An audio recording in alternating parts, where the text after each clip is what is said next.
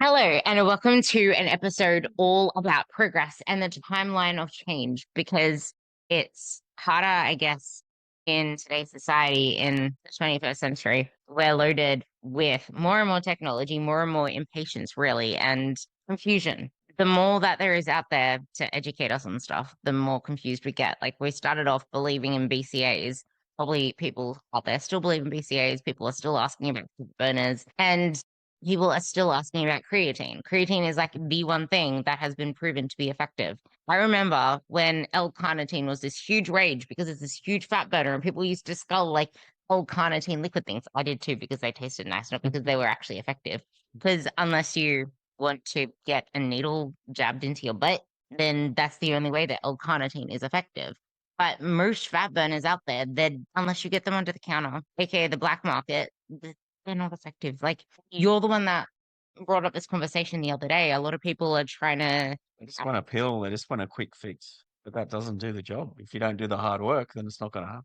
if you think about, yeah, and for you guys relating to this, if you think about people who win the lottery, those people that don't know how to save money, like how, these, since lockdowns, people have been so bad with saving their money in general. Like, isn't the credit card issue bigger than it ever has been before? You're the one that's in known of this, so explain this. No, I believe it is. Yeah. Average debt per person is higher than ever. Not just that, mortgages as well. So, This is actually really money relates. so let's leave it to gym focused. No, money very much relates to the gym stuff because most people say they want to save money, they want to buy a house. How can you do that when you're not even tracking your expenses? You Mm. don't even know how much you're spending every day. You're going into the shop saying, oh, that looks really nice. You don't check the price tag. And next thing you know, there's all these little things that add up over time. Same with snacks in the house, all these little things add up over time. What happened to the savings plan? Exactly. And You're not then in a deficit all of a sudden, as in, well, in another way, in a financial term, you're not in a surplus with money.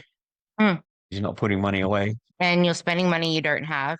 So Hmm. then you're taking out more loans because the little things over time, they really don't seem like anything until it accumulates. And if we want to turn this into something that I think is really beneficial for the topic I introduced this with, which is why I actually think that bringing in a lot of people use money as a comparison analogy. If you're not accumulating all of these $1 here, $2 there, 50 cents here, $10 there, in terms of celebrating your wins, you're never going to get to where you want to be. Hmm. Because if you don't allow yourself to ever feel successful, why would you want to keep doing the things that are actually working? Because what you're looking for has to be, oh my goodness, there's a flower blooming on the plant. Where no, that is the last thing to show on a tree or on a plant.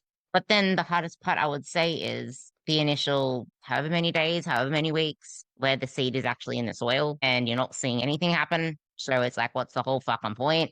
I'm putting in all this effort. I'm watering the thing. There's more fucking weeds than there is bloody what I want. Like, what's the point? If that's what you're going to go off, that is all you know to be a measure of a garden because that's all you've been taught. Gardens are only about flowers. You were never taught about the other stuff. It's kind of like when you're a child, you never realize that your mom and dad have to kind of like do stuff to have you. So you just think these children just pop up out of pumpkin patches. You don't understand the work that needs to go into a relationship to then get to the point where you trust each other enough to be able to both bring up a child. Like it's all related to the same shit. Like you think that all you need is a pumpkin patch. No, you think that all you need is a the let's just go buy some pretty flowers and we have a garden. But you need to plant the stuff in there. You can buy artificial plants all that you want, but that's not going to give you a whole garden. And you that there is soil that is conducive to it and soil that isn't conducive to it. But I guess the important part here is, especially when you say it this way, because I know that we had this chat at one point as well, the seed when it's under the soil, you don't know how long it's going to take for it to come up. And if we did a mystery box, which it is kind of a mystery box because you've never done this before, you don't know what to expect. So if we see it that way, instead of I'm buying this particular seed, you don't know your seed. You know that you want this outcome because you're so focused on the outcome. I want to see flowers. I want to see some sort of garden. I want to see something grow.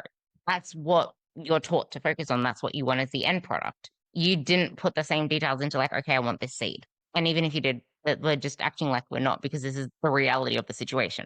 So the oak tree, for example, that seed takes forever to even show itself. Some flowers will take like a few days. Took a few days to blossom. Why? Because of your past. You've been fit in the past. You've been in the gym in the past. So you have that in your history to easily come back to. Me, I would probably have been in the months mark because I was a person who freaking hated PE.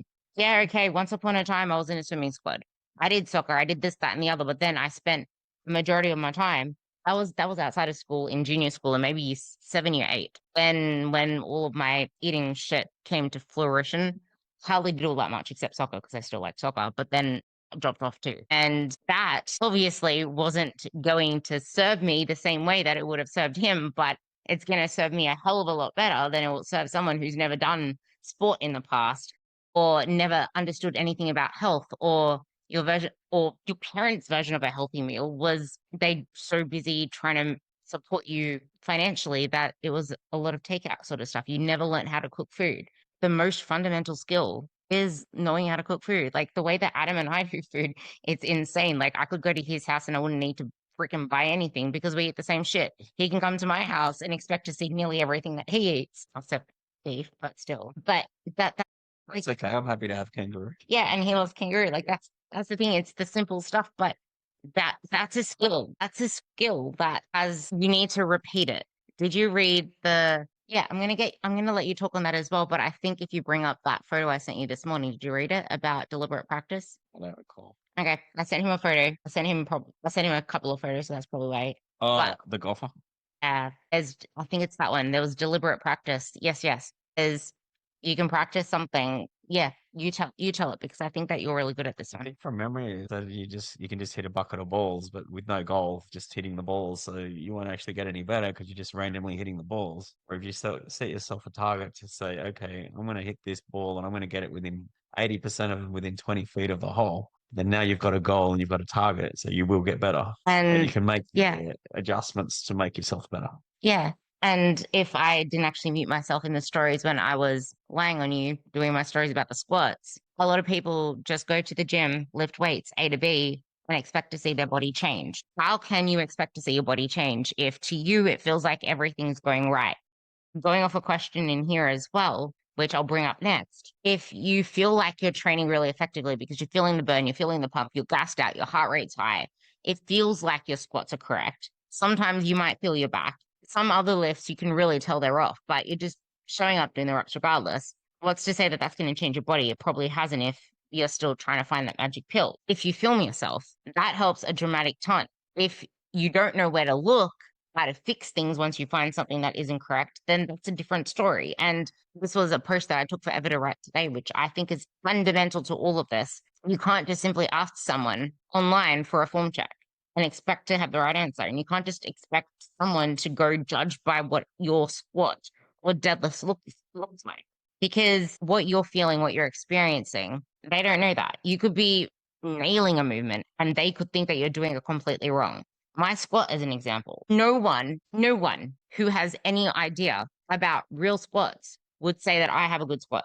They would say that I'm good morning, I'm bending over too far, I need to have my back upright. Well, no, I don't because I have long femurs. Same with the deadlift. You see a lot of people having their back more upright, but if you have long femurs, to get yourself over the bar so you can deadlift, you're going to have more of an angle. And then when it comes to delt training or ab training, glute training, core training, the movement could look wrong, but you could be actually guessing it correct because you're feeling the movement. Or it could look like it's correct, but you're not actually getting the movement correct, as in you're not feeling it. All of this context matters and it's all a skill. You can't expect yourself to have this end outcome of a huge garden without having built those skills. Just like how the hell don't ask me to look after the garden, I'd probably kill off the flowers. Like, I don't know what to do. Like, okay, cool. Water the flowers. It's too much water. Yeah. What about the fertilizer? See, I didn't even think of that. Is there anything else I didn't think about? Trim them all the time. That's probably why. Yeah.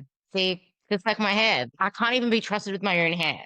Like you need to learn the skills first. The gardening is not that big of a deal to have to learn until you have a really big garden. Then I'm assuming there's a lot of different things you need to learn about all the different plants. They're all different, just like people. There we go. Exactly. And that's where the skill of patience is really important because if you keep judging your progress based on what someone else's timeline looks like, the rate that they're blossoming, the rate that they're progressing, you'll never get to where you want to be because you're going to keep feeling less than. This isn't working.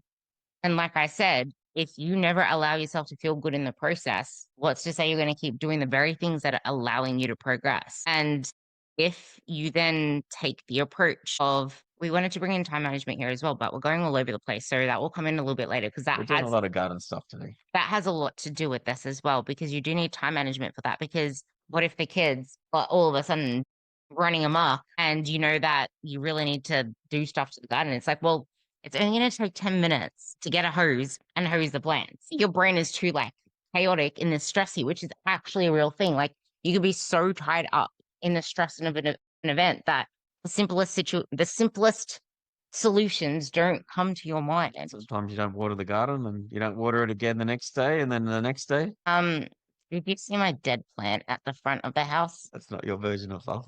No. Oh, good. Thank Christ. It's like this human being and a plant, two different things. Should be easy to love, but they just don't. You need to be interested in something enough. Your thing. Yeah, and you need to be interested in something enough. You like looking at them. Yeah. You can like looking at them, but if that's all you like doing, you're just going to keep spending money on more and more plants. And that's the same as going diet after diet. You're never going to keep your results. You're going to keep spending more and more money, more and more time. And then before you know it, what? But maybe more and more magic pills or more and more diet pills or more and more. and once you hit perimenopause, all of a sudden things don't work the same anymore because now your hormones are against you. You don't have muscle mass. And that's the same with all of this stuff. Like before you know it, yeah. The You're most trying to maintain a very difficult plant. Maybe a cactus or I don't know. What's a difficult plant? There's got to be some that are hard. But actually, there's a step before that, which is what I was saying about you. I like the look of plants. They're pretty. I like the look of this thing over here. He's pretty. He's pretty. But there's a difference between that and then the deeper layer, which this human has it. There's the deeper intimacy, loving that is here. But with plant, this is where goals come in. Because if your superficial goal has always been scale down, scale down, scale down, but you never actually went deeper to figure out why is it that I'm doing this. And Goodhart's law, I don't know if you know Goodhart's law, but it means you are chasing a goal to the point where through the process, the way there, like the things along the way become more of a focus than the actual goal itself, to the point where the goal is now detrimental. Like the way that it's shown is there's a jar of tennis balls. The goal is to fit as many tennis balls into the jar. And because you want that goal so much, you put holes in the tennis balls so they deflate, and then you fit them all into little crescents. Cool. You have 12 tennis balls, not 4. But none of them fucking bounce. Like you just defeated the purpose. That is the same thing as with all of this stuff. Like, how were you with the kids? And the kids, the energy, the sleep, like the carbs, the this, that, the other. Like you weren't the dad that you wanted to be, and it was playing in your head. Don't sleep properly. Grumpy. Always grumpy. Lack of sleep. Lack of energy. It's like it feels, even though you're trying to give as much of yourself as you can, it doesn't feel the same. And then it makes you feel bitter on the inside. And then it's this conflict within you. And if you have that constant conflict within you, it makes it harder to stay motivated. It makes it harder to do things you know you need to do. And it just feeds into everything else if you're not aware of it. We went on many tangents. It was mainly about the progress, and the people want really fast progress, but in doing that, Well, you don't have a forest from 6 months' time. you don't. You really don't. And we expect to see such fast change. If we can accept that we're doing things the wrong way, then start doing things the right way. It's almost like we expect to suddenly see amazing fast progress. Not every tree is the same. And even so, like, just because you hired a coach doesn't mean you're going to see fast progress. It doesn't entitle you to progress. You still need to do the work. You still need to make sure that you can have the perfect plan. How many people are actually training effectively? Like, are you actually doing the things you need to do to get there, which is what I started out with. Like, you need to learn those fundamental skills first, because otherwise there is going to be no garden. It's just going to be hard work. You're going to keep watering, watering, watering, watering. I've been putting so much work into that freaking plant. I'd never even put fertilizer in there. Oh, It's still dying. you can't, like, try to add more water to fasten the progress of a plant, bloody drown it. So either way, what is the choice going to be? What have you been doing the last 5, 10 years? It's hard to know what to believe moving forward. And that's why a lot of clients, when they come to me, they're very skeptical because they've had many coaches before. And most of the time, it's funny. I always put it down to a lack of communication, a lack of connection with their clients because it's such a disconnected world, but it's also such an AI world. People forgot the value of you're coaching a human. You're coaching someone that has things that have stopped them from getting to where they want to be. And it's never about the food unless you're as mathematical as this guy who just robotically eats. It's not that simple. But even so, everything else isn't all that simple because time management is a huge thing as well. And you wanted to talk on time management, so bring that in because then we're going to talk about this one because it's kind of the same. Time management. I mean, people have lives, they have families, they have a job, they have, things go wrong. Maybe they got caught in traffic that day. Maybe their train didn't show up. Maybe there's an emergency with a kid. You never know. There's always something, a barrier that's going to pop up and people can't make it to the gym. And I think that's a huge part in all of this because a lot of people say life happened as though it's a barrier to doing anything and as though it's this, oh my goodness, life happened. I can't believe it. I can't wait for things to go back to normal, where life happening is the norm. Normal in inverted commas. Yeah, like life happening is the norm. It always feels like something's going to get better, something's going to get better, and something I had to accept myself very massively, which probably has already been very apparent because I've been speaking about it. Something I had to accept is my shit's all over the place at the moment because we're still doing, well, we're going to do our goal setting the next week, and there's a lot of things that are now going to be changing, and you can either wait on the sidelines and be like, "Woe is me," or actually come up with a plan that serves Mhm. you and realize what is, well, not realize, ask yourself the question, what is going to set me up so that I keep my minimum commitment with myself? Because a lot of you don't have the minimums. It's either I need to do this or nothing at all. And there was a time we had to take Jacinta, his daughter, sport, and I rock up to the gym, 20 minutes to go. I could say, woe is me, I'm staying home. I'm like, no, I don't want to have a longer session tomorrow. I'm just going to smash out 2 exercises. So I smashed out one, and the second one I supersetted. So I smashed out 3 exercises. But for me, it's like I could have stayed home, had less stress there, not worry about a trip to the gym. But for me, it's keeping that habit in sync. And also, I've been in the house the whole day. I was exhausted. I was tired. I didn't really want to leave the house for that second, but that's why I knew I needed to go because I needed to get out of the house. And the second I got out of the house, I felt better. And the second I saw his face, I felt even better. And that's the thing. That's not going to happen for you if it's become a chore because of this pressure you put on yourself to achieve, achieve, achieve, achieve, achieve. And in the same token, you feel like you're underskilled because you never built those skills to start with. And I think a lot of the issues that people have is they don't even believe they can keep the results. So in the process, they sabotage themselves because what's the point? They failed before. I don't want to make these sacrifices because I failed before. Self-sabotage is very common in diet, It is. What or even this reward feedback. I've been good for a week, so I'll eat some crap. Doesn't make sense. it really doesn't. And it can be really easy to walk through the supermarket and put yourself in temptation's way because social media says it's disordered to avoid XYZ. But I think society is a little disordered there where the norm is eating food all the freaking time. I think the biggest issue is that people don't know how good it feels to feel good. I was listening to a podcast this morning actually that was shunning on professionals for stopping people from following diet plans because it's too restrictive. But I actually think that that is what saw my initial client success so much before COVID. And a lot of the people in the industry started coming out saying, don't do more plans, do flexi dieting, and the macros became a thing. And that's because giving them a diet plan gave them structure to stick to. They finally had something to eat that made them feel good. Isn't it the same with a lot of things in life? Don't we send our kids to school with a structure that teachers don't just sit down and say, all right, kids, do whatever you want? Yeah, like it's that structure that has that It's the then, structure that improves them. yeah, because that then allowed my clients to feel what it's like to feel good, to be energized, to have good digestion, to actually get poop. Because most people walk around constipated and dehydrated. And it's not saying stick to this diet plan, it's saying here's a structure to stick with that we can then build off. Oh, I definitely don't suffer either of those. neither do I. I like repetition. Drink a lot and the fight is high. And we both poop very religiously Hmm. because we eat our good shit and we have good shit and then I splatter it all over you. And by that I mean this. The Yeah, poopy not on the my other head. one. Definitely not the other Definitely one. not the other one. The one that is on my head, we call that my poo poo hair.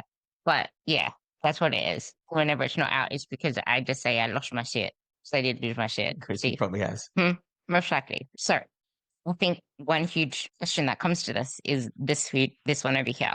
A lot of people have the goal of building muscle, of looking to find. They eat more food to be able to build muscle. They train in a way to be able to build muscle. And as soon as it's time to start a diet phase, the question is, should I focus then more on cardio? Should I not worry so much about lifting, blah, blah, blah. And luckily, this particular person is saying that she wants to lift to maintain her muscle. But I think a huge thing that's overlooked when it comes to dieting is that you have much less recovery reserves. You're going to be a lot more tired and fatigued. So if you're going to put all of that energy into cardio, you're going to be absolutely drained. Like there was a point in his prep that I told him to stop pushing himself so much on cardio because every single time he would crash before he even left the house to come and see me. And then as soon as he decided to listen to that and just put that energy into doing steps with me at nighttime. I did it time-wise. I just didn't Yeah.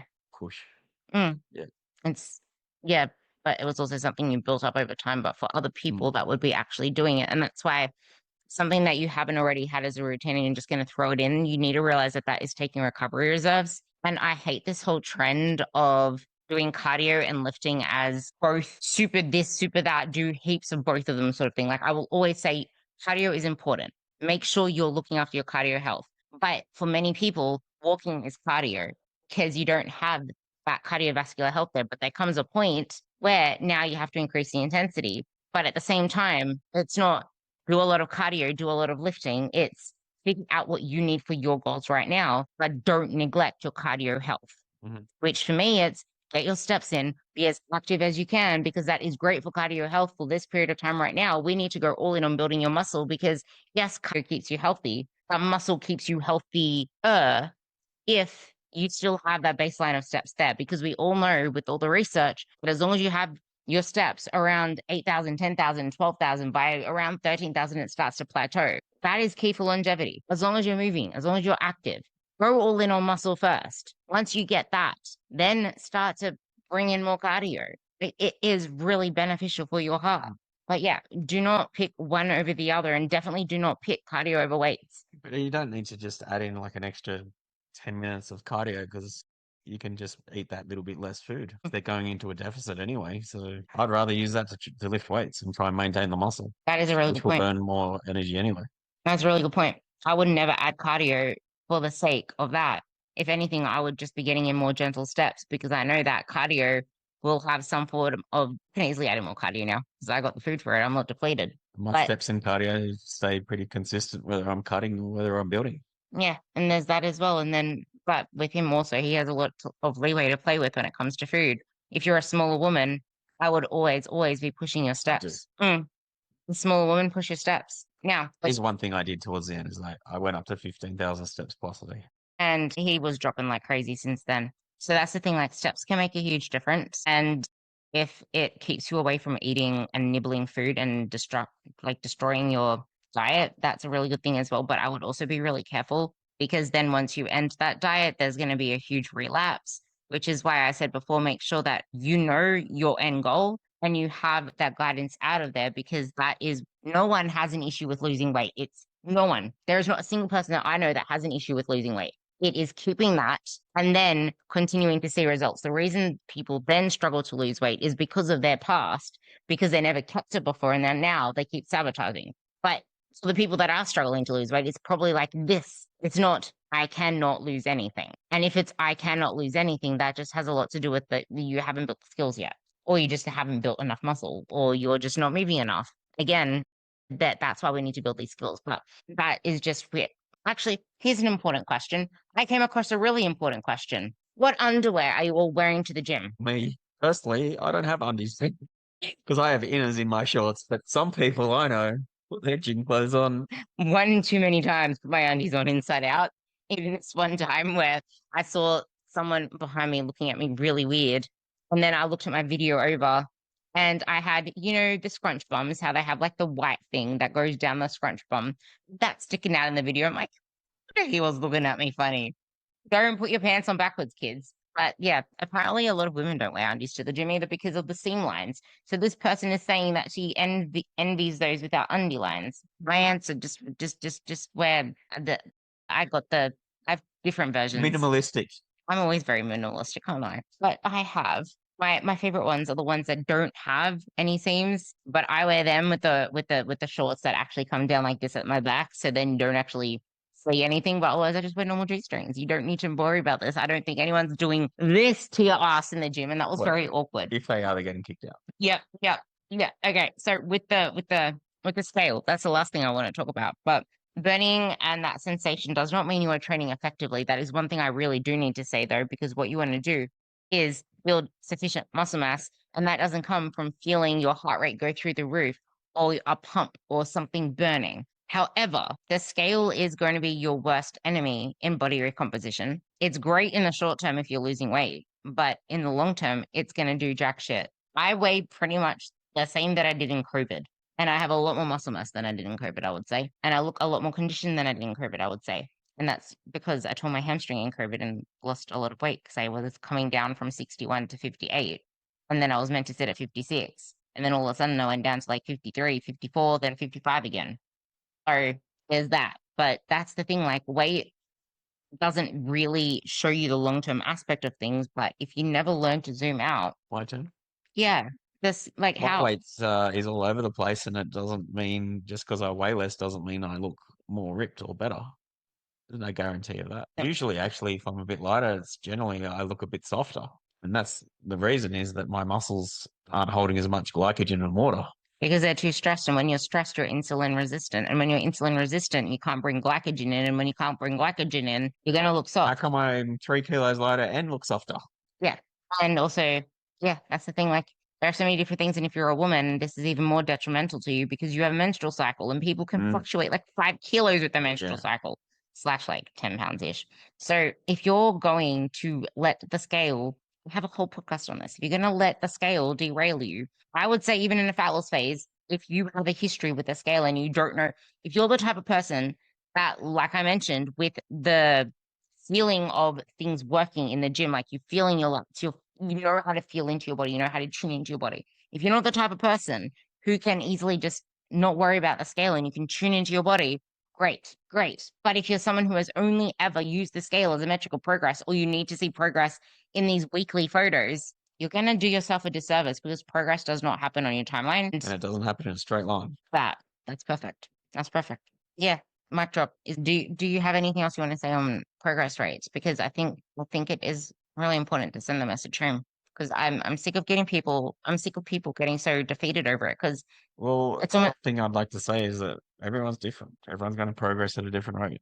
Just because someone did so well in 3 months or 6 months doesn't mean everyone can do that. that's There's really, too many other factors at play. and unless you want their lifestyle, unless you want their responsibilities, But even that, genetics will help too. yeah, and genetics. Like, unless you want to trade, actually, unless you want to put your 5 kids on Gumtree, they'll complain about a person who doesn't have any kids. Yeah. Like, it's not the same. It's not fair. Like, kids' life is completely different. Yeah. You have the same 24 hours, but those 24 hours are not yours. They're yours plus 4, 5, 6 other people. Let's hope it's not 6 because that would be the freaking Von Traps if you count yourself. That one might work. Okay, so don't don't let yourself get defeated. Focus on your own process. If you're really that much defeated, then you'd be absolutely insane to not have a coach for yourself, a good one. That way you actually have something to keep you on track. You'd have something to keep you bought into the process because progress is more than just fat loss. And I think a lot of people, if they're not chasing this fat loss goal, they feel like nothing's happening. Maybe it's not even fat loss. Maybe they're just looking at the scale number. Doesn't mean it's even fat. There we go. So if everything in your life is just about shrinking, shrinking, shrinking, it's you're letting yourself down because that's the smallest piece of the process. You're never going to look the way that you want in maintenance, in building. All of the metrics of fat loss do not apply here. I hope this helps. If it did, reach out to us, me, us, and we, very much a we. Not the we that goes in the toilet, the we. That's a PP. Yeah, that's You're a getting PP. confused. Cool. We got the PP now. It's yeah, but we will do something for you guys. And we love you. Sure. Bye.